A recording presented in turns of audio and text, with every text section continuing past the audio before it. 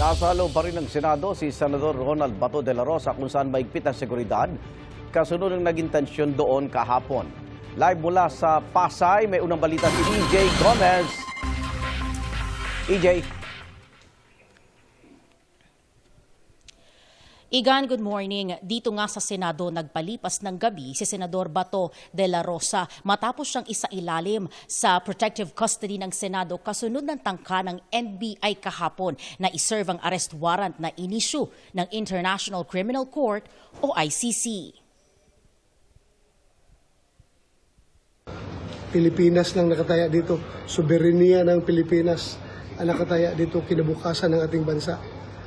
Sana suportahan ninyo kami sa aming pakikibaka dito dahil Sa social media, nagbigay ng pahayag si Senador Ronald Bato de la Rosa kasunod ng tangkang pagsisilbi sa kanya ng National Bureau of Investigation ng arrest warrant mula sa International Criminal Court sa Senado.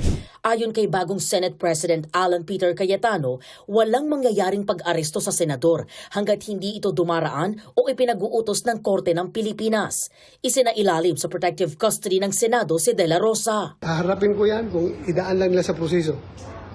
Kung merong totoong warrant of arrest, dalhin nila sa local court, ayusin nila, then uusapan natin at haharapin namin yan.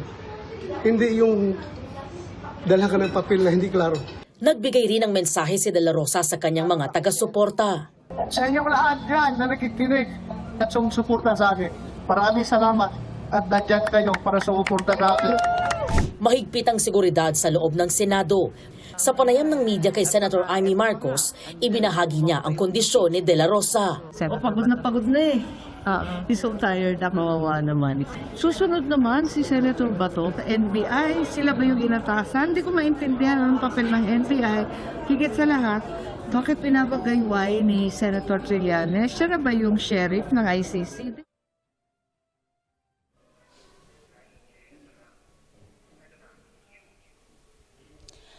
Igan, hindi pa natin muling nakita ang senador na si Bato de la Rosa simula nung matapos ang sesyon kahapon. Ilang beses din kaming umakyat, kaming mga miyembro ng media doon sa 6th floor kung nasaan nga siya sa loob ng office ni Senator JV Ejercito at nasubaybayan naman natin yung paghihigpit ng seguridad doon. Noong una, nakakapag-stay pa kami hanggang sa makakuha kami ng ilang litrato o video and then yung mga ilang sumunod na aakyat namin, pinagbawalan na kami maging litrato lang kahit sulpot-sulpot or paunti-unti lang. And hanggang sa mga oras na to, wala pa tayong nakukuhang impormasyon kung ano yung magiging plano ng kampo ni de la Rosa, gayon din ang Senado ngayong araw. Yan yung inaabangan natin dahil as of this time, dito lang sa second floor nitong Senate building, malaya nakakaikot yung mga miyembro ng media. Igan? EJ, may bago bang pahayag si Senator de la Rosa ngayong kinumpirma na ng International Criminal Court ang warrant of arrest?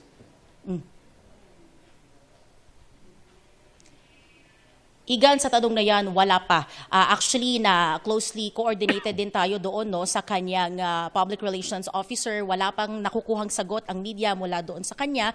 Tapos yung impormasyon naman doon sa panibagong statement niya, wala pa siyang binibigay. Ang huling statement niya ay nung nahila siya ni Senator Robin Padilla at nagbigay nga ng pahayag itong senador na si Bato de la Rosa doon sa live stream at yan ay kagabi pa. Yan muna ang latest na kumbaga sinasabi or naging pahayag ni Bato de la Rosa. Meron ba mga senador na kasama siya na nanatili sa Senado nitong magdamag? Alam mo, Igan, mismong mga security, naging mahigpit sila kasi sinabihan daw sila na hindi talaga pwede silang magsagot kahit yes or no lang. Kasi nagtatanong kami, may mga lumabas po ba?